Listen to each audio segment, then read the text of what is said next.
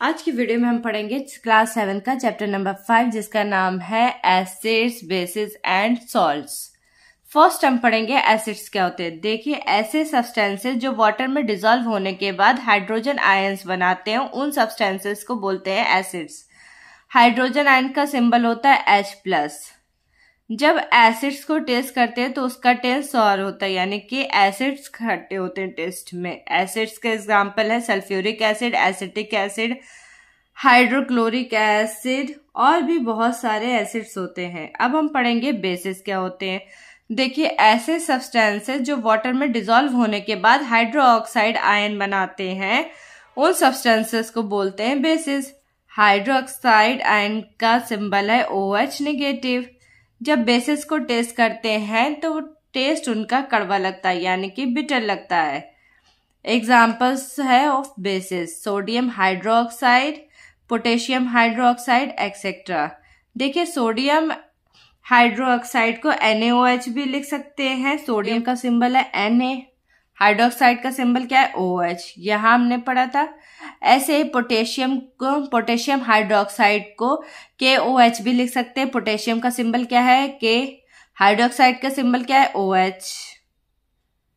अब हम यहाँ पढ़ेंगे इंडिकेटर्स के बारे में। इंडिकेटर्स क्या होते हैं। देखिए, हम हर किसी सॉल्यूशन को टेस्ट नहीं करके देख सकते कि वो एसिडिक है या बेस है, खट्टा है, कड़वा है। क्या होता है, इसके लिए हम कुछ स्पेशल सब्सटेंसेस का यूज करते हैं जिससे हमें पता चल जाता है कि सॉल्यूशन एसिडिक है या बेसिक है। उन स्पेशल सब्सटेंसेस को बोलते हैं हम इंडिकेटर्स।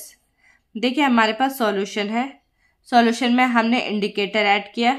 इंडिकेटर ऐड करने के बाद अगर सॉल्यूशन का कलर चेंज हो जाता है तो हमें पता चल जाता है कि जो सॉल्यूशन है वो एसिडिक है या बेसिक है।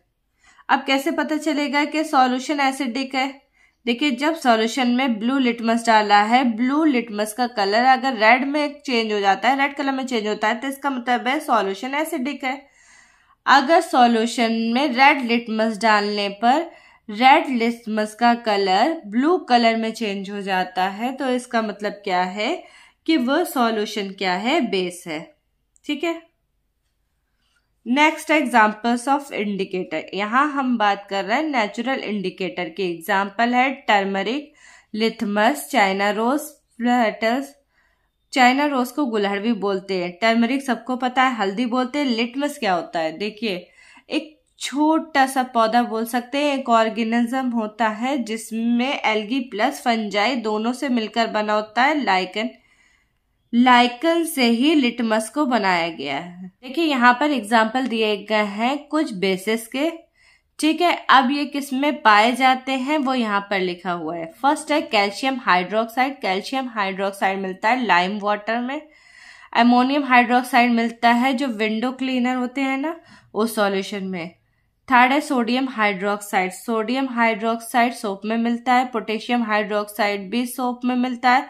मैग्नीशियम हाइड्रोक्साइड मिलता है मिल्क ऑफ मैग्नीशिया में। यहाँ पर जो लिस्ट दी गई है ये है एसिड के नेम की, और कौन सा एसिड किससे मिलता है हमें वो यहाँ पर बताया गया है। फर्स्ट है एसिटिक एसिड। एसिटिक एसिड मिलता है हमें विनेगर में। विनेगर को हिंदी में सिरका भी बोलते हैं। जो घरों में अचार होते हैं, यानी कि जो पिकल्स होते हैं या फिर जो आप नूडल्स वगैरह खाते हो, सभी में विनेगर पड़ा होता है। ठीक है। सेकंड है फॉर्मिक एसिड। आपने देखा होगा जब आपको चींटी काट लेती है तो उसके बाद वो एरिया रेड हो जाता है, वहां पर इचिंग होनी स्टार्ट हो जाती है। वो इसी वजह से होने स्टार्ट हो जाती है क्योंकि आपकी बॉडी में फॉर्मिक एसिड वो इंजेक्ट कर जाती है। ठीक है। थर्ड है सिट्रिक एसिड। सिट्रिक एसिड जो है वो मेनली सिट्रस फ्रूट में पाया जाता है, जैसे ऑरेंजेस हो गया और लेमन हो गया। लैक्टिक एसिड कर्ड में मिलता है, दही में मिलता है। ऑक्सैलिक एसिड जो पालक होती है उसमें मिलता है। एस्कॉर्बिक एसिड आंवला में, और जो सिट्रस फ्रूट्स होते हैं उसमें मिलता है। ठीक है। फिर है टार्टरिक एसिड। जो टार्टरिक एसिड्स होते हैं वो ग्रेप्स में, मैंगो में, जो अनराइप मैंगोज होते हैं यानी कि जो कच्चा आम होता है उसमें मिलते हैं। इसके बाद है नेचुरल इंडिकेटर्स अराउंड अस। देखिए, अभी मैंने बताया था कि जो लाइकन्स होते हैं ना, उनसे ही लिटमस को एक्सट्रैक्ट किया जाता है। ठीक है। अब जो लिटमस है वो सॉल्यूशन की फॉर्म में भी होता है और पेपर स्ट्रिप सॉल्यूशन की फॉर्म में भी होता है। ठीक है, अब हम पढ़ेंगे न्यूट्रल सॉल्यूशंस क्या होते हैं। देखिए सभी सॉल्यूशंस, ऐसा नहीं कि कोई भी सॉल्यूशन वो एसिडिक होगा ही होगा या बेसिक होगा ही होगा, ऐसा भी हो सकता है जो सॉल्यूशन है वो न्यूट्रल है, यानी कि ना वो एसिडिक है ना ही वो बेसिक है। इसका कैसे पता चलेगा कि सॉल्यूशन न्यूट्रल है? देखिए सॉल्यूशन में जब हमने ब्लू लिटमस डाला तो कलर चेंज नहीं हुआ, रेड लिटमस डाला तो भी उसका कलर चेंज नहीं हुआ, तो इसका मतलब क्या है, जो गिवन सॉल्यूशन है वो न्यूट्रल है। देखिए यहाँ पर सेम चीज लिखी हुई है। फिर है न्यूट्रलाइजेशन। देखिए न्यूट्रलाइजेशंस क्या होते हैं, जब एसिड की बेसिस के साथ रिएक्शन होती है तो इस रिएक्शन को ही बोलते हैं neutralization. The reaction between acid and base is known as neutralization. यहाँ देखिए एसिड को जब रिएक्ट कराया गया बेस के साथ तो क्या बना, सॉल्ट बना प्लस वाटर बना प्लस हीट भी इन्वॉल्व हुआ, थोड़ी बहुत हीट भी निकली। ठीक है, हमने चैप्टर का नाम क्या है, देखिए acid basis and salts. Acids के बारे में पढ़ा हमने, बेसिस के बारे में पढ़ा, अब हम पढ़ रहे हैं सॉल्ट्स के बारे में। ठीक है, क्या है, जब एसिड्स ने बेस के साथ रिएक्ट किया तो बनता है सॉल्ट।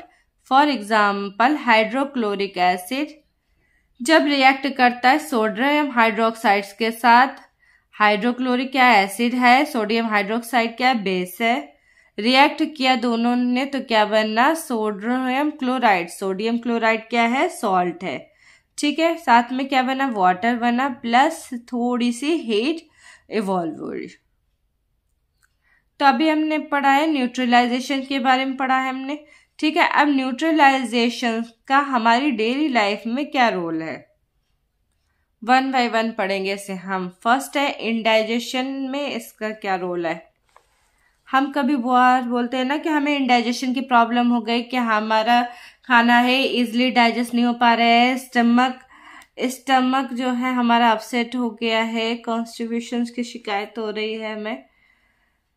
तो होता क्या है इनमें कि नॉर्मली हमारे पेट में जो एक्सेल का अमाउंट सिक्रीट होता है, ठीक है, वो उसी के अकॉर्डिंग होता है कि हमारा जो फूड है वो डाइजेस्ट हो सके स्टमक में।